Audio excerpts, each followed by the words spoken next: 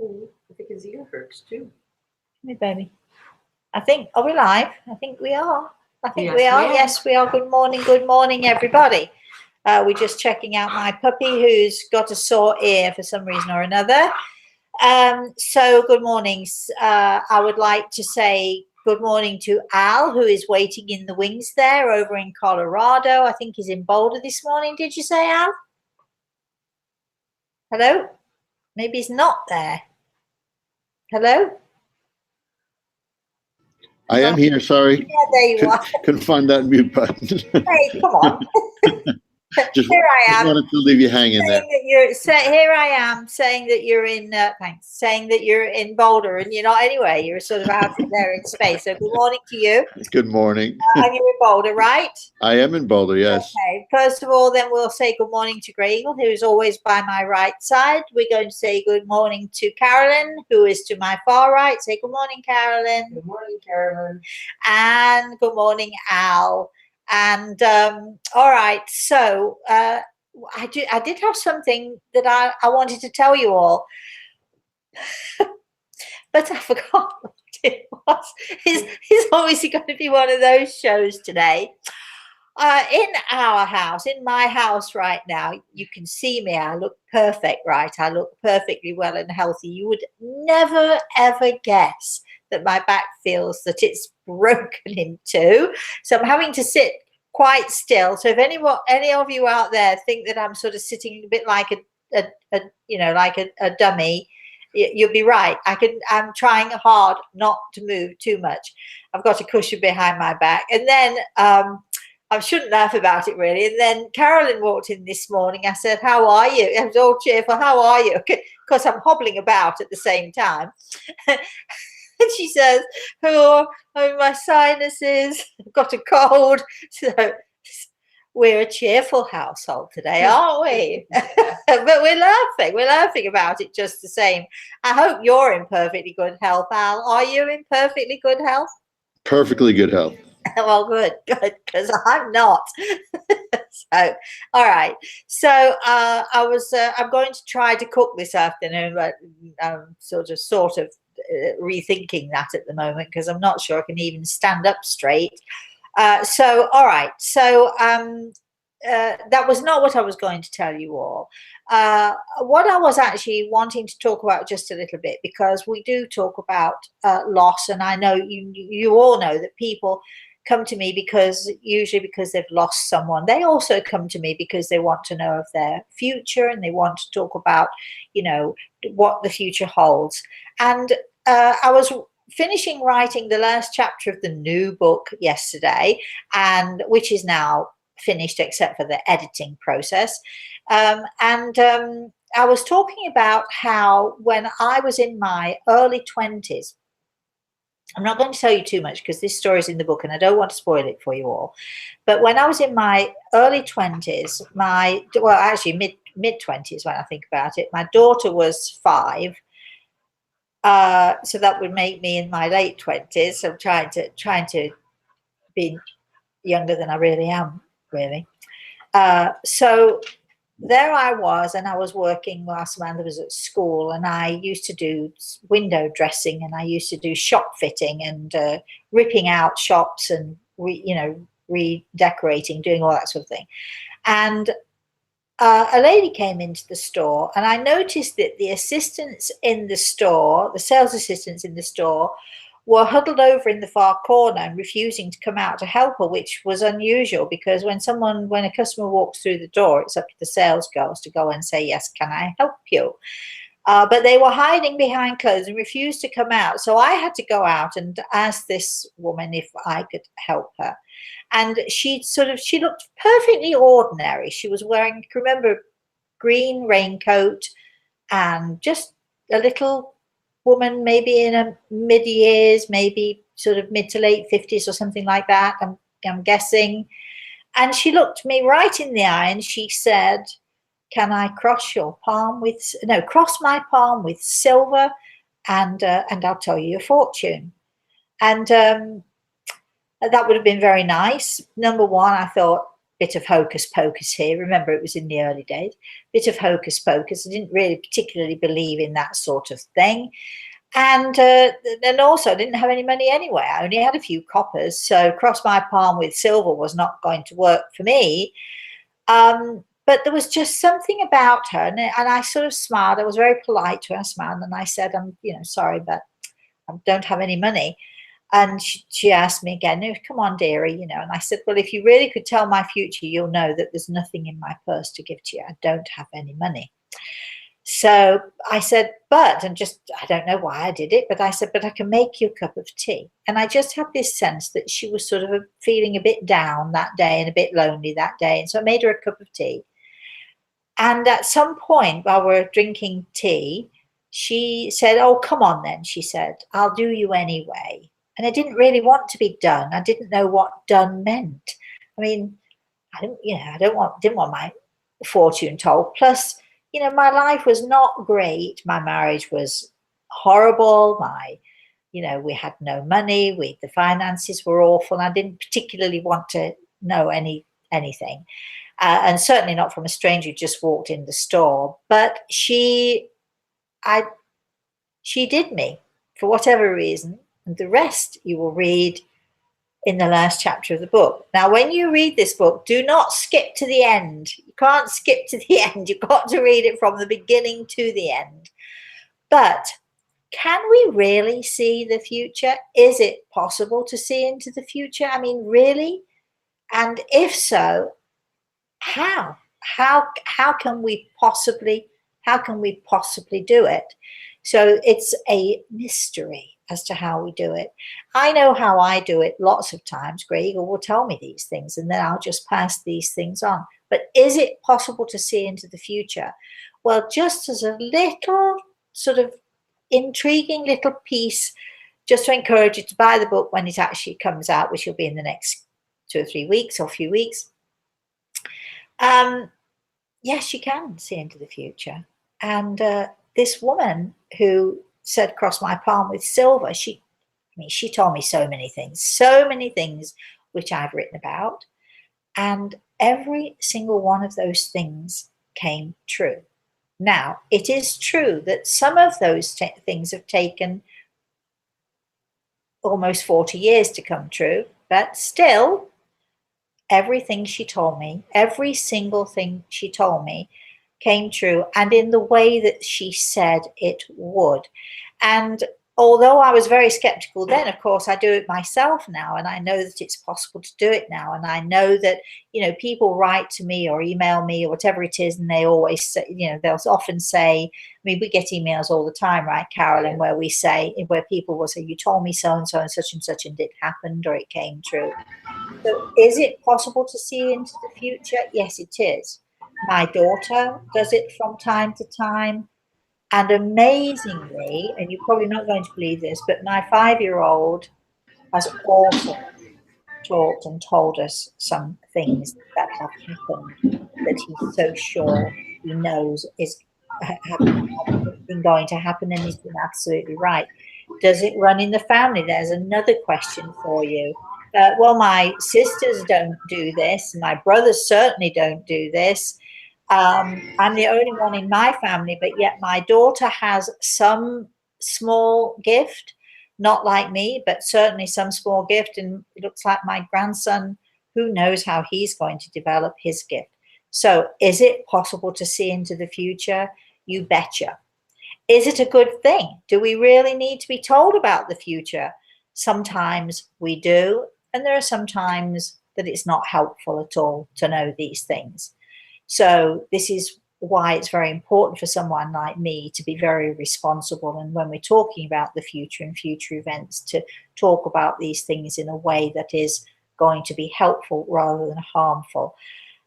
That's what I wanted to talk to you about. So that's what I was doing yesterday and the day before and the day before and the day before and so forth, getting the book ready. And I'm excited because it's very close now. So very close to being ready. Just needs some touches and some editing, and the final chapter is done.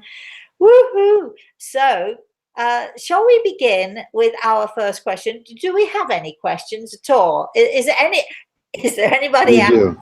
We Or do. should I say, is there anybody there? All right, Al, shall we start you with the first question? Let's go. Sure. A few people said they're having some back pain today as well. So send Oh, healing to them, right? well, keep Um, smiling because keep smiling through it because it's the only way. I have to move. Sorry. Go on, keep going, Al. I'm listening. so Denise asks, Yeah. who was your mentor when you were coming into your own with your mediumship? Grey Eagle. You didn't read the books, did you? Who is this? Denise? Denise. Denise, come on, get a grip. Read The Eagle and the Rose. Uh, I did have in the very, very beginning, it is actually a good question, Denise. In the very, very beginning, I met a man who was himself a healer. His name was Paul Denham. And he was the one who sort of started me on the path. And then another healer, Mick Maguire, who lives in Doncaster in South Yorkshire in England.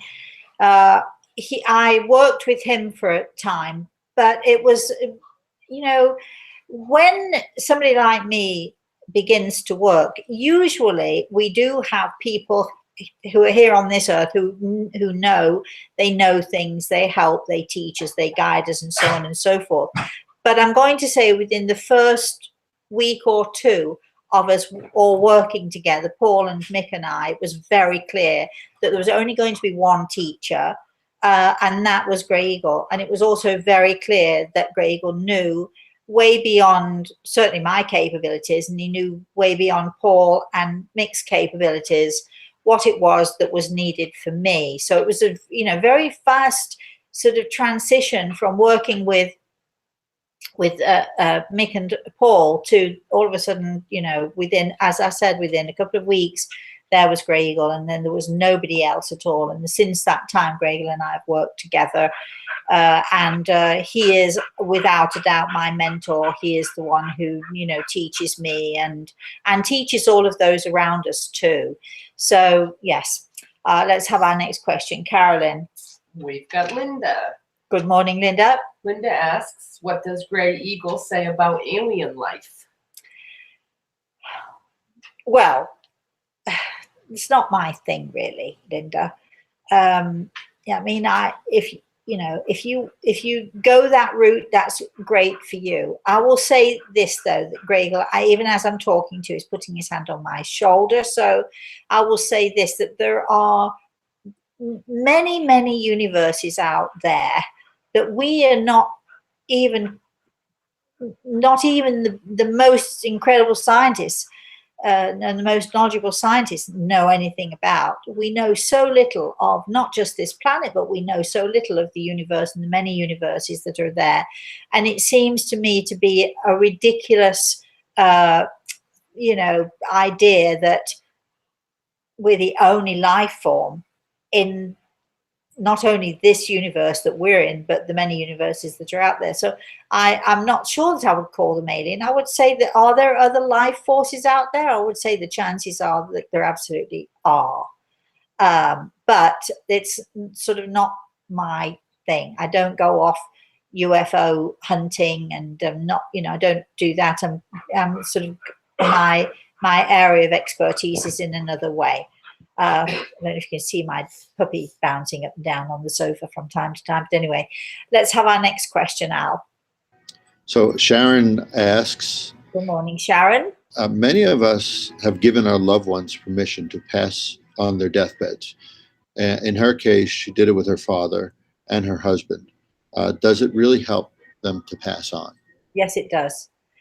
Good morning, Sharon, right? Good morning, Sharon. All right. It doesn't change, the fact that, whether they die or don't die, that doesn't matter. But when you give someone permission to leave you, is what you're doing. When you're giving someone permission to go, it makes a huge difference, because it eases their mind, because even if they're in a coma, even if their soul knows, the soul is communicating with your soul, and their soul feels so much easier because they know that somehow you're finally accepting of the fact that they are going to leave you, and you're giving them permission, so to speak. You're saying it's okay, you can go. What you're saying really is, it's okay, I can manage. It's okay, I'll deal with it. I don't like it very much, but it's okay. So it eases their mind and it eases their heart, and it makes the whole process of passing, of going into that next life, a much, much easier and more tranquil and peaceful way to go. Yes, I know that there are people who, you know, try and hold on to that person who's dying and clasping and weeping and wailing and so on, and I get it, because it's terrifying when you're going to lose someone, without a doubt terrifying. But you know, there are people who try also, though that person who's leaving tries to hang on for the sake of the person who is here, you know, to try to ease them. And so consequently there's a bit of a struggle that goes on, which, you know, which makes it not so easy for someone to pass. So you did exactly the right thing, darling, and such a selfless thing to do. So good for you. Carolyn. All right. Valvacious has a question. Valvacious. Wow. Go on then. And this is actually a question that has been emailed you quite a few times, so I'm going to throw it out there. Excuse me. Got to get my water. Sorry. Yes. Valvacious says, I feel my spirit guides are not that smart. If they are my relatives, I feel they are not the sharpest. Oh, we've had some of these emails. There is a difference between good and great. How can I get better guides like Gray Eagle? Well, I'm not sure that I'm happy that you're disparaging your family, darling. And, you know, it may not be their fault at all. It may be that maybe you don't want to listen to their advice because it's not what you want to hear at the time, or you're not ready to hear it at the time. You know, remember this: when someone passes into the spirit world and they come back to help us, remember that they have so much more insight now. They may not have been bright when they were here, but now they have so much more insight and so much more knowledge. And also, I think, you know, there's often a tendency for us to, we mishear. We don't necessarily listen to everything that is being said to us.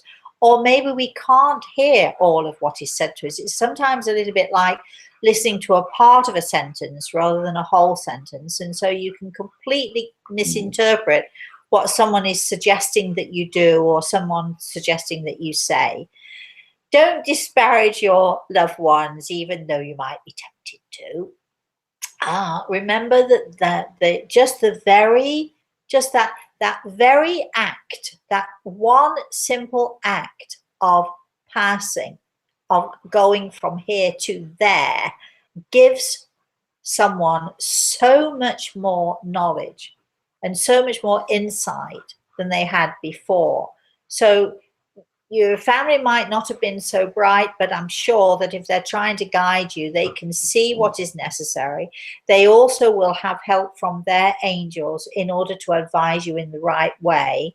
So, you know, you need to pay a little bit more attention, I think. Sorry about that, and stop disparaging them. They're lovely. Now, next question, Al. Adrian asks, good morning, Adrian. do we still have the 5 senses in heaven? More so, because, okay, we have our 5 senses. Even those who, you know, are blind or deaf or don't have one or more of those 5 senses, that on a physical level, we have them on a spiritual level. Our soul sees, hears, what are the other, tastes, touches, and whatever the other one is, smells. Our soul does all of those things. And also, if you can remember that when we are tuned in fully to those 5 senses, when we're able to allow our soul to raise the level of consciousness, where we become so tuned in to those 5 senses, that is when our sixth sense is simply the five senses all joining together. Pow, that's when our sixth sense kicks in. And obviously we're leaving our physical body behind, so we're also leaving behind those hindrances, those things that will stop us from connecting fully with our soul. So we take with us all of our five senses, but so in tune now that that sixth sense will kick in with us. Hope that makes sense to you all. Did that make sense to you, Al?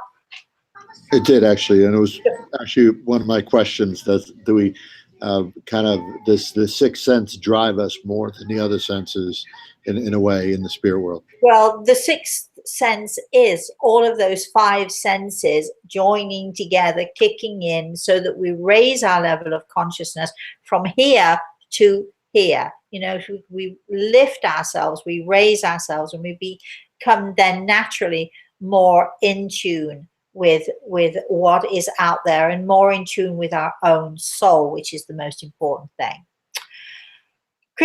Carolyn, I don't know why I was going to call you Christy. I don't know why. I know you, Carolyn. Go ahead, darling. Lisa. Yes, good morning, Lisa. Lisa said she's still crying all the time, almost 4 years. Does it affect people in the spirit world when we're so devastated? Yes, it does. Stop it. Does it make them stay away because it hurts them? Look, darling, listen. Of course you're still crying. I don't think it's all the time, though. I think, is there a slight exaggeration there, Lisa? I think there might be, because you're not crying 24/7, are you? I think, though, that it's, sometimes we're so devastated by our loss, and we so miss that person who has always been there for us. We've picked up the phone, or we've popped next door and there they are, whatever it is. They've always been available to us, and now they're not in the same way, and so we miss them, and it's devastating. So I'm not making light of your grief in any way, shape, or form, but what I'd like you to do, if you can, is to understand that our responsibility, if we really love someone, our responsibility is to find a reason to smile in every day, because we're smiling for them as well as for ourselves. Of course, if someone in the spirit world wants to visit us, and and all we're doing is moaning and complaining, or we can't even see them or look at them because we're so teary-eyed all the time, of course it's going to make a difference to them. They're not going to be disappearing from you, because if you love them this much, they obviously love you this much too. But how are they going to get through to you? How can they possibly talk to you if every time you think about them, you sort of allow your emotions to cloud what is going on here, what is going on in your heart, and what is going on in your soul? So try, if you can, sweetheart, to get a grip, and to start to look back at the wonderful memories. If you do this every day, find at least one or two wonderful memories where you were able to laugh and have joy in the past with those you love. Try that and see if you can bring some light and some love and some joy into your life. Okay? Al, shall we have our next question? Yeah. Yes. Does Andronicus asks, actually. Morning, Andronica. Does Gray Eagle stay with you 24/7, or does he sometimes go off and do his own thing? Does he ever just want to hang out with his friends and family in the spirit world? Well, I hope not. I'm very possessive of him. Just kidding. Just kidding. Of course he's not with me, 24/7. I mean, I'm busy doing other things. Why is he hanging around, kicking his heels, waiting for me to do whatever? But it's sort of a little bit like, I suppose, being married, I suppose, or living with a sister or a brother in some ways. They go off and do their thing, you go off and do your thing. You might be in one room watching TV, they might be in another room reading, but when you call out to them, they're right there for you, and that's how it is with Gray Eagle and I. But I mean, he does a lot of stuff without me, as he should. And I try to do stuff without him. I'm not so good at that, but I do try to do stuff without him because I do know that he needs his own life. But but this has been going on. We've been together for so many years that we just, it's a bit like an old shoe, a pair of old slippers. You just get comfortable with each other. I'm chuckling because Why? Wednesday, when I was working from home, On Wednesday. I was having a serious conversation with Gray Eagle. Oh, you were? Telling him that I really needed some assistance with this darn book and these pictures. And Yeah, now. we're having such a struggle with the cookbook and with the pictures and so on. But can I just say, Carolyn, that you were not having a conversation with him, because a conversation happens to be a two-way thing. Well, yeah, okay. So you were just bending his ear. Yes, there you go. Yes. Which I have done to Grey Eagle so many times. I do remember many years ago. It must have been at a difficult time in my life, and I was asking the same questions over and over and over and over again. And at some point, he looked at me and he said, I was quite devastated. He said, "Rosemary, you're making my ear bleed." Oops. Which really meant you're being a real pain here. And that was his gentle, loving way of saying to me, my ear bleed. And I stopped. I realized what I was doing and I stopped. It wasn't fair of me to do it. But anyway, Al, let's have our next. Can I actually ask a follow-up question to that? Yeah, go ahead. When we call people from the spirit world, essentially asking them to come with us, are they responding to us calling them, or do they know already that we're going to call them and they're almost like on their way there? Yes. Yeah, what a great question. Very often they'll know in advance. I mean, to give an example, when someone comes to me for a consultation, or whether it's through Skype or FaceTime or in person, whatever it is, it doesn't matter. Those in the spirit world will know way ahead of time, before I do, and even before Carolyn does. They'll have it all planned out, and they'll know what it is that we need. They'll know what it is, that is expected. And I'll often I'll wake up in the morning and I'll be, my first chore is, after going to the bathroom, of course, my first chore is to feed the dog. And so my puppy gets his food. But often as I'm in the process of feeding Cachorro, I might glimpse someone. Or even before I get out of bed, I might glimpse someone and I'll think, oh, is that, and I'll watch and I'll wait. And sure enough, someone will probably wave to me, or they'll say, I'm coming to see you later today.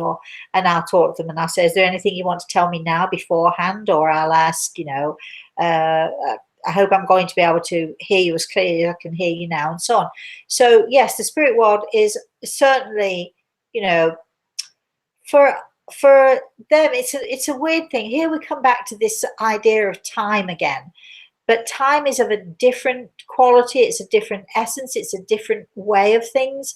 I can't even explain it. I'm no good at explaining, so I'm not even sure I understand it fully myself. But it's almost as if, what we're doing now already happened. Do you understand what I'm saying, Al? It's all like it's, tomorrow's it's already been and gone for them sometimes. It's an odd thing. Does that make sense, or have I confused you more? No, it makes sense to me. Right. Okay, good, because it is an odd thing. And it's very, very hard to explain. Let's have our next question now then. Adrian asks, once we get to heaven. We did. It's okay though. Okay. Go ahead. Yeah, we don't have a lot of questions here. Okay. So. Well, all right, so everybody needs to start typing then, because we need questions coming in. All right. Chris had a question, but I asked her to clarify. Adrian says, once we get to heaven, do we live with all of our relatives? Do you meet great-great-grandparents or family far back in the family from years ago? If they want to meet you, and if they're happy to do that, which of course is most often the case, but we don't have to be with anyone or stay with anyone that we don't want to stay with. And there is a time for all of us when we get other choices as well. We're not just hanging out there with our family, you know, for the rest of eternity. We are, you know, there are other things that we can do. But yes, do we have opportunities to meet those in our family going back generations? We do, especially if those people want to meet with us as well. It's a mutual choice. Carolyn. All right, I'm going to throw Chris's question out there. Carolyn Miss says that issues with our body correspond to specific chakras. Mice, you're talking about Carolyn MYSS. Weiss. Yeah, I know what she means. Yeah. An example, muscular and skeletal corresponds to the crown chakra. What is your understanding of this connection, chakras to disease? I'm sorry, what? What is your understanding? But tell me the bit before that. That Mice issues says with what? our body correspond to specific chakras. An example is muscular and skeletal responds to the crown chakra. What is your understanding of this connection? It's an interesting theory. To me, it is only a theory. It is true that we have 7 main chakra points. Now, just to be clear, to take the mystery away from all of this, because I'm a down-to-earth person, the word chakra is a Hindu word, and it simply means spinning wheel. That's what it means. That's the word chakra means spinning wheel. And we have 7 of those spinning wheels, those points in our body. We have the main top chakra, the crown chakra. We have what most people know as the third eye, or the central chakra here, right in the middle of your forehead, behind which lies the pineal gland. We have the throat chakra.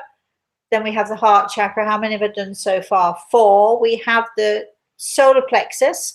We have the chakra which is at the base of the spine, and the one that a student of mine, and I always chuckle when I say the student of mine, always calls this last chakra the chakra which lies down in the forest. And I don't think I need to explain that to anybody. All right, so they are our 7 main chakra points, our 7 main energy points, our 7 spinning wheels, right?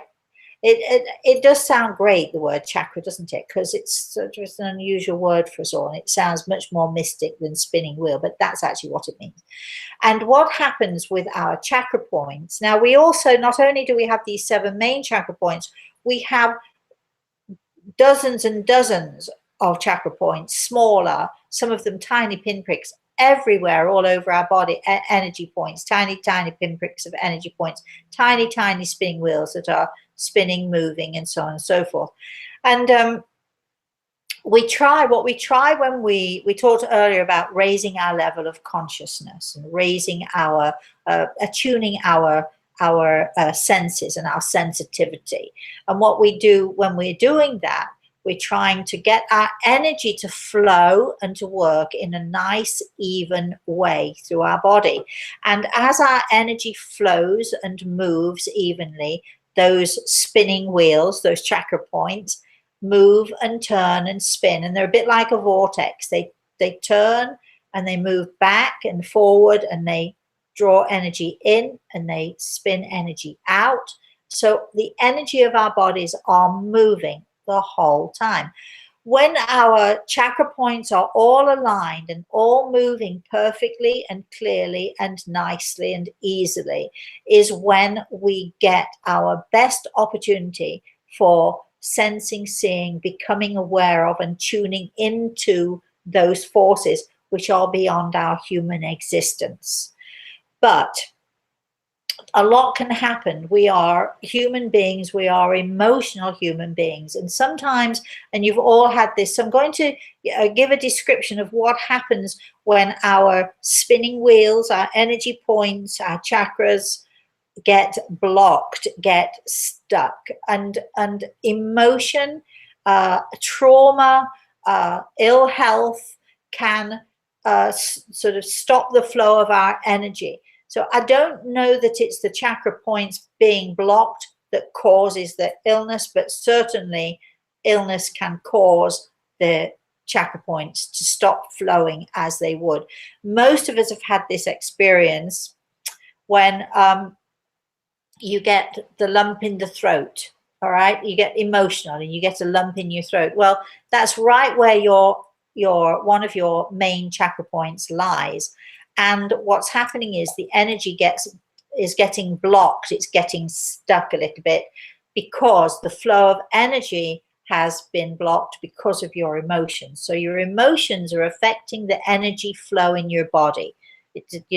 I mean, this is a no-brainer. It shouldn't need too much explanation to show you that this is what happens. And it can happen with every one of our 7 chakra points. It can happen with any one of us that our chakras get blocked. And there are those exercises and even breathing exercises that we can do to help to ease that and to get the energy to start to flow in a natural and easy way once again. Another chakra point that most of you, I'm pretty sure, or almost all of you on this planet have suffered with this, you get butterflies in your stomach, or you get a sick feeling in your stomach, either through excitement or through nerves or nervousness. Again, it's down to the emotions and the emotional energy that we have in our body. So our emotional energy can cause our chakras to become stuck a little bit.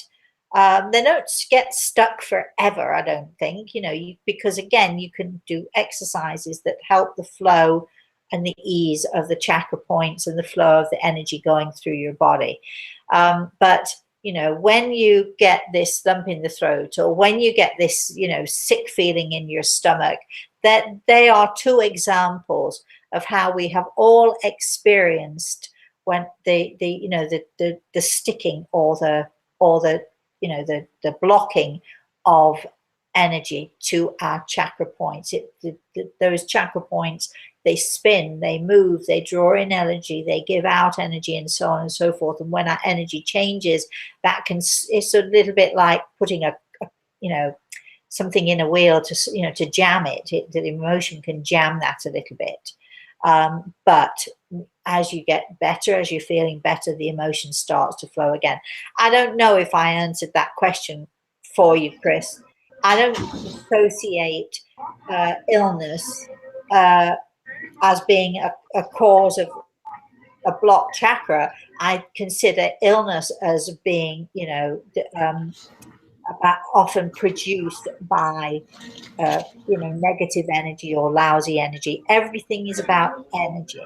Is it just purely the chakras? No, it's the whole idea of the energy and energy flow and I do not associate one part of the body with one particular chakra, because every one of those chakras, and I don't understand, I mean, maybe Karen knows more than I do about this.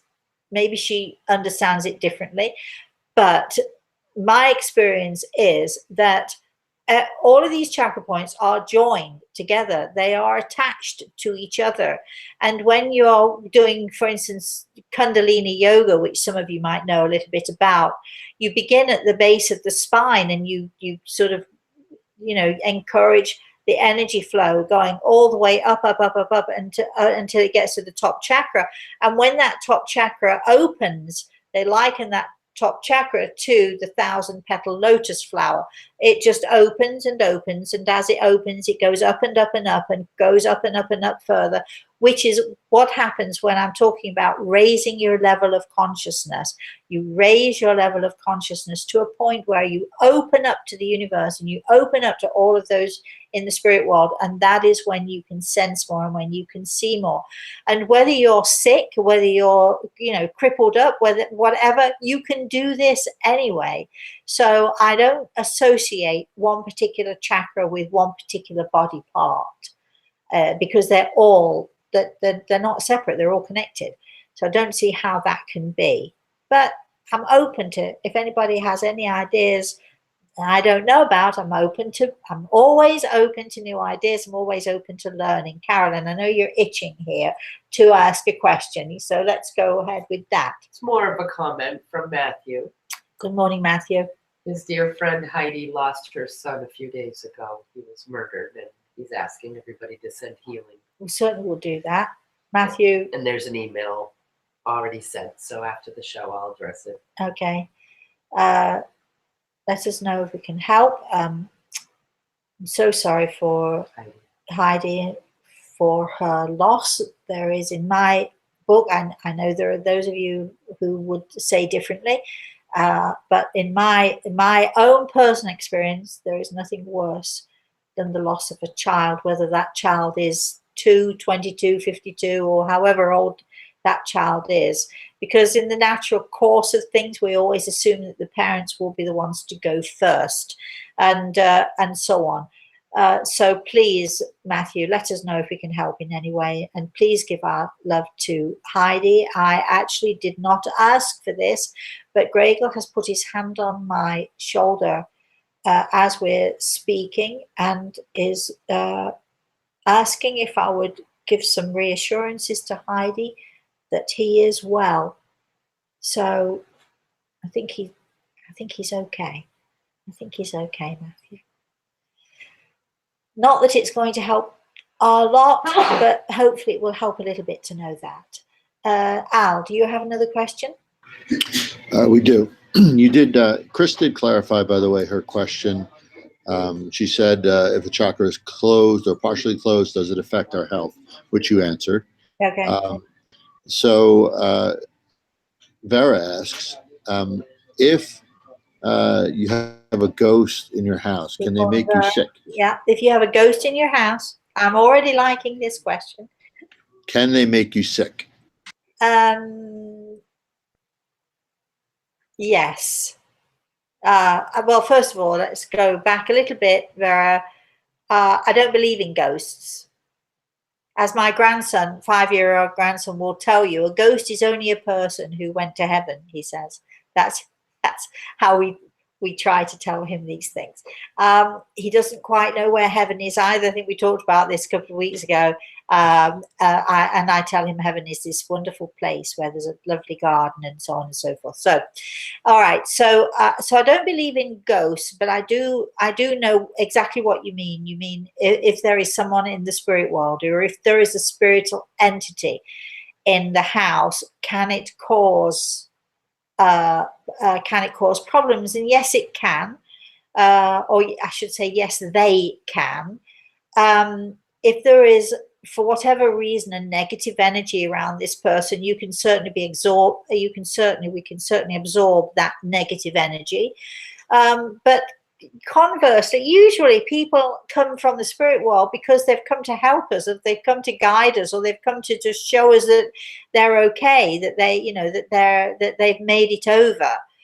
If you are concerned that you have something like this in your house, or that there's a negative energy, please email me, rosemary@rosemaryalaltea.com. We'll send in our Ghostbuster team.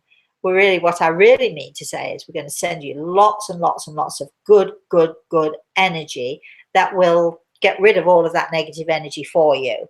It could well be that, maybe someone around you someone around you on this earth has negative energy and you're affected by that. So, just think about that. But if you do need help to sort of do any ghost busting stuff, we're happy to help you. I'll just send Greg over there. He'll deal with it. Vera did follow up and said that they believe they have a few ghosts in the house, and asked what they can do to get them out. What is it? Who are you going to call? Ghostbusters. Email me, darling. Let me know. We'll send our team in there. You might be living in a house where there's very often there are certain houses that are built on ley lines or go across ley lines, which can cause negative energy. It might simply be something like that. But if you have anyone in your area, I don't know where you are, but if you have anyone in your area who knows about cleansings. You need some sage, you need some cleansing in there. That might help you. If you live locally, I'll come over. Don't worry, I'll come sort you out. Don't you worry a thing. I bet you wish locally now. I bet you wish you lived locally now, don't you? But let me know. We'll see what we can do to help you. You don't have to deal with this. And it is true that, you know, our energy can suffer, our energy can be affected, and therefore our health can be affected. So that is true that can happen. Carolyn. We've got Carol. Carol has a question. Good morning, Carol. A robin came on my deck, walked back and forth in front of the window, and pecked at it for a few hours a day for a few days. Oh, nice. I know it wanted to tell me something, Yeah. but I wish I knew. Oh, excuse me. I'm sorry. Oh, God. I could try to put the cushion back there. I don't know why. Hold on. And then she says, is my mother trying to tell me about meeting a man or good things will happen? You see, you know what the robin is for, don't you, really? Who is this? Carol. Yes. Good morning, Carol. Now, listen to me. You do know that, you know, we talked about this a few weeks ago, about how people in the spirit world will often ask what the Native Americans would describe as tiny winged creatures, which means butterflies and dragonflies and the birds and the bees and that sort of thing. And they will often ask one of these tiny winged creatures if they please be the courier for the message, so to speak. So if you've had this happening and the bird tapping at your window and it's going on for a while, you know it's your mom, don't you? You know, definitely know that. I don't have to be psychic, nor do you, to know that. All right. But what is she trying to tell you? I think she's trying to just let you know that she's with you. If you want a man in your life, then get cracking and do something about it. That's what Gregor is telling me to tell you to do. I'm not quite sure what could you do about it. I don't go out more. Go out with friends more, be more social, stop hiding by yourself at home, all of those things. That's what I would say that you need to do. And I think that maybe is the message from your mother. Get yourself up, get yourself out, get yourself done up, put your makeup on, do your hair, do all those things. Go out there and just have a good time. It's not about going out to get a man. It's about going out there and living life to the full, whether there's a man there or not. I was asked by Claudia, I think it was last week, we went to lunch. We went to a beautiful restaurant on the beach, and they bought me lunch, which was a lovely thing for them to do. And Claudia did ask me, what about my life? And do I have a man in my life? And the answer is, no, I don't. She then said, well, would I like one? I said, I'd like one to go dancing with. I'd like one to go to dinner with. I'd like one, sorry, Al. I'd like one of those. I'd like a toy to play with. I'm not sure I'd like a toy to live with completely, forever and ever.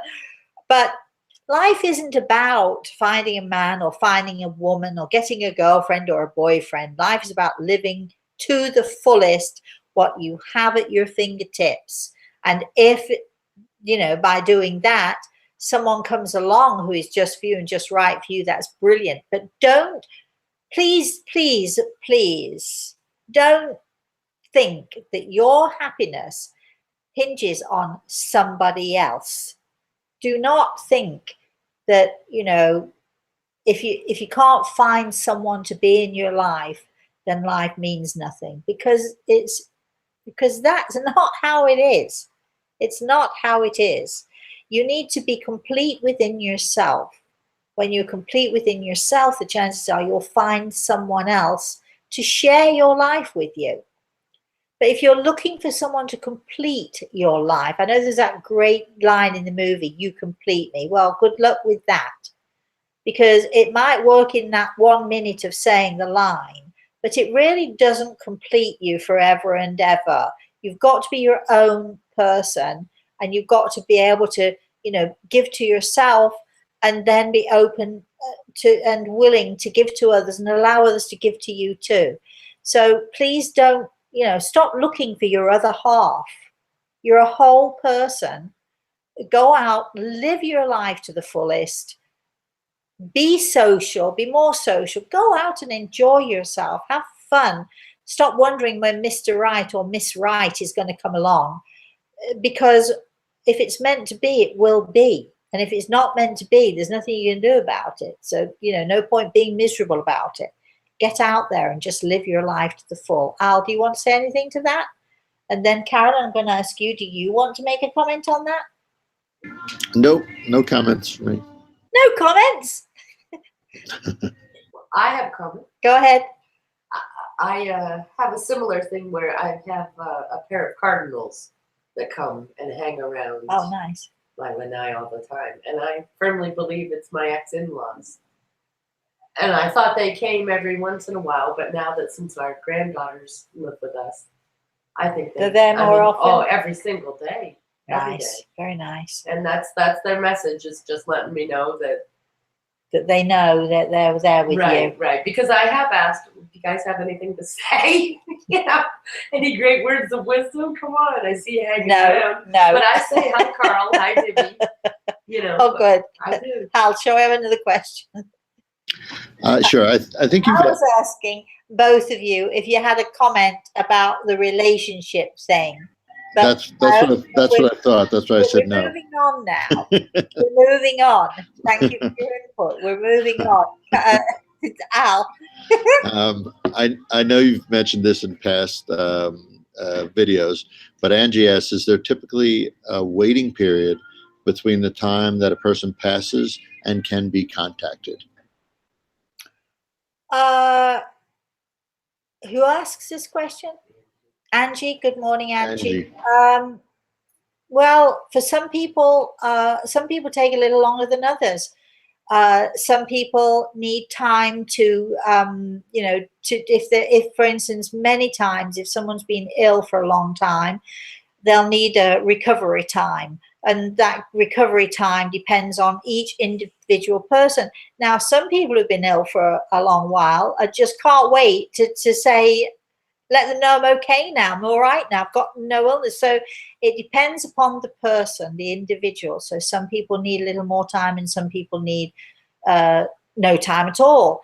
And it is true that I have spoken to people literally within seconds of their passing, and others will take longer. So it's all down to the individual person. And I'm also going to say this.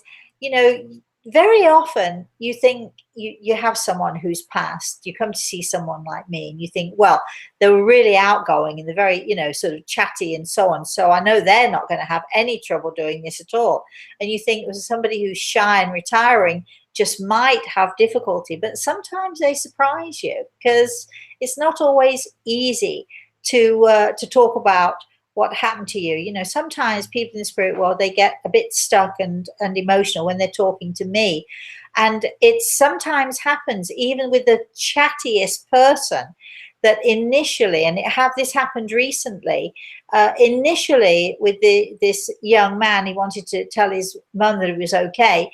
But initially, normally an outgoing and very full of himself person, he sort of got so choked up by the enormity and the excitement of what he was about to do, which was to talk to his mum through me. And the emotion was so much that it just caught me by surprise completely, because I ended up being very tearful initially as well. And I try very hard not to get caught up in other people's emotion in this regard, because then I'm no use to anybody. If I'm sitting there crying, I'm not, what am I? Then there's no point. There's no point in coming to see me, is there? Because if I'm too emotional to work out what's going on, I'm no good. But even sometimes some people can get so emotional by the enormity of, finally I get to talk, what am I going to say? I hope they understand me. And all the fears and the worries that come with talking through someone like myself. What if I don't understand fully? What if I say something and I've made a mistake? So it's not always easy for those in the spirit world to do this. For some, easier than for others.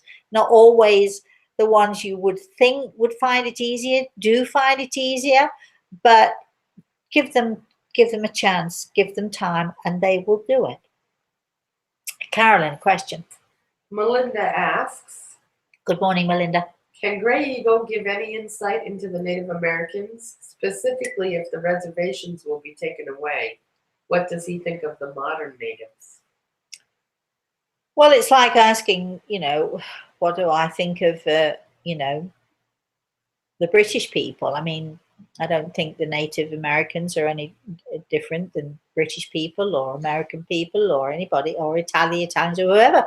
They're people, aren't they? So you've asked a question which can only be related to an individual.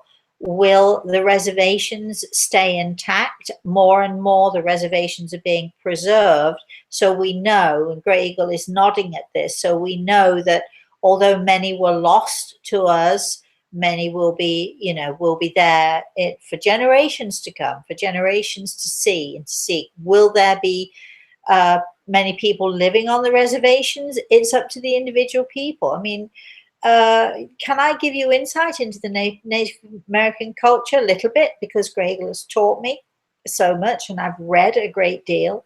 Many of you will know that one of the most insightful and beautiful books I found, and I know some people disagree with this, but for me, one of the most insightful books I've ever read was a book written by Ruth B.B. Hill, and it's called Hanta Yo. And Hanta Yo, I understand, means here I come. And it's a hard book to read. It's a tough book to read because you've got to keep going back and reading and reading and rereading. But it's a brilliant, brilliant book. It gives insight into the Native American culture.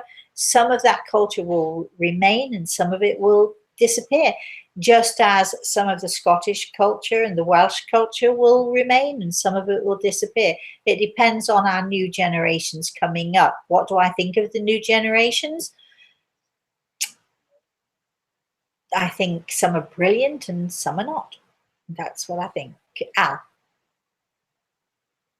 are you there? Yep. Marte asks. Who? Marte? Margaret, good morning.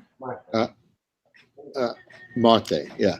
Is your vibration energy low or high once you pass? I thought you meant mine for a minute. Today, I'm not so sure. My back is killing me still. Mine's high all the time. Well, obviously it becomes higher and higher and more vibrant because we are no longer encumbered by our physical body. So it becomes, I would say higher, more positive, more powerful in all ways. We leave behind that which encumbers us, not just our physical body, but eventually we leave behind all of those such human emotions and such human traits that we have that hold us back.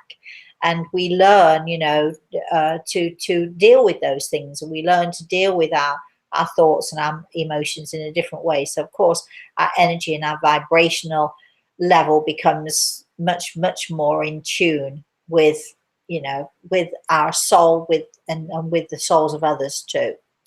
Carolyn. Vera, who's in Denmark, by the way. Vera, good morning. Says, Rosemary, do you believe that a person can have a demon inside them and then they are evil with everybody around them? I do believe it's rare, but I do believe that it is possible that we can that some people can be taken over, but usually it's because they have been invited in. There are negative energies. I'm not going to call them demons, but there are negative entities and there are negative energies around that can affect us, certainly. But we have to be very careful, because very often a person who is really unhappy and really miserable can just make everybody else's lives miserable because their own is miserable too. That doesn't mean that they are affected by an evil entity. So we just need to be careful. Yes, it can happen, but it's very, very rare. If you need to know more about that, or you need us to, help you be a little bit more helpful with that, write to us and explain, and email us, rosemary@rosemaryaLtea.com. And if you can explain a little bit more to us, maybe I can help you a little bit more with that. Al? We have just a couple comments on the signs. Go ahead. Dee Dee says that they go into Dee the Dee? garden, and Pardon? it says that they go into their garden. As soon as they step in, they're surrounded with white butterflies. Oh, And Jan mentioned that her son contacted him 3 or 4 times through signs. So a lot of people say that they've been contacted or have seen signs that they know that people are there with them. brilliant. That's brilliant. And good morning, Jan. And Bob made it to Cape Coral. Oh, good. Yeah. All right. Any other questions there? I think that's it for questions. We're close to time. It's up to you, of course. Karen? Nope. I just put a last request out for any last questions. Okay. Well, then let me just say this. Spring is here. I'm ending on a nice positive note. Spring is here. And yes, so many of you have been so sweet to email me about my birthday. But happy birthday wishes and all of that are really, frankly enough, I know I did ask last week for emeralds and diamonds and chocolates. I think dark chocolate. Don't get me milk chocolates. I won't eat it. I'll give it away. In fact, Carolyn gets all the milk chocolates that come into this house. But thank you so much. Spring is here. We're looking forward to doing so much. We are almost at the point now. I'm actually visiting with the bank later today and possibly on Saturday to sort out all of the ins and outs for the online courses. We are getting there, people. Once we've sorted out that side of things, if you want to be notified, email us, Rosemary@rosemary.10. Ask us. Ask us to put you on the email list, on our email list. And when we are ready, which will be very soon now, when we are ready to start to send out all the information, if you're on our email list, we will let you know all about it. So do that. I did mention, I think on Facebook this morning, that we had a fantastic idea for a competition, which came from Paul. I don't suppose Paul's here with us today. And it's such an amazing idea, and I would love to do it. So Paul, if you listen to this later, we have emailed you to say if you're willing to help us with it, we're willing to do it. So more competitions are coming up. In order to be a member of, in order to be able to join any competition at all, you must subscribe. So please, it doesn't cost you anything. There's a little button on somewhere on the bottom of your computer which says subscribe, and all you do is click it. Here, and let's give it a little informational right here. Okay. This will show. This is the subscribe button. And for those of you that have not figured out how to do the chat, I'm going to show you the chat. Hold on. All right. We still have people saying, I don't know how to chat. Really? Yes. Right down here, there's a little button. This is my iPad you're looking at. And You tap the button that says chat. You tap the bottom. Is it bottom right hand? Bottom right hand, and it says chat. Thank you. Okay, I'm sorry you can't. You're like me. I'm not good at this stuff. So you tap the bottom right hand corner where it says chat. You just tap on that or click on that if you're on a computer. You click on it and it brings it all up for you and you're ready to go. I think, is that right, Al? Then you're ready to go with that. Yes. Correct. Yep. Yeah. So if you want to join in, please subscribe. It's free. It doesn't cost you anything. And the more you subscribe, the more subscribers we get on this channel, the more we can do. The more stuff we can do. But if you want to be on our mailing list, if you want to know more about our online courses, which are going to be weekly, and they're going to be lots of fun because you're going to be with me for a whole hour every week, and you also are going to be on we're going to have a special Facebook that you all can visit, ask questions, so on and so forth.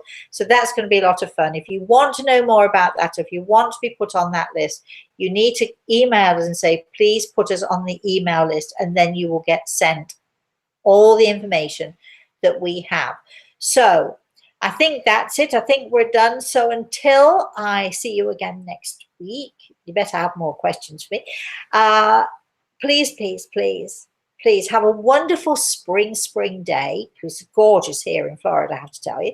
Have a wonderful day, and please, please, please have a very, very blessed day.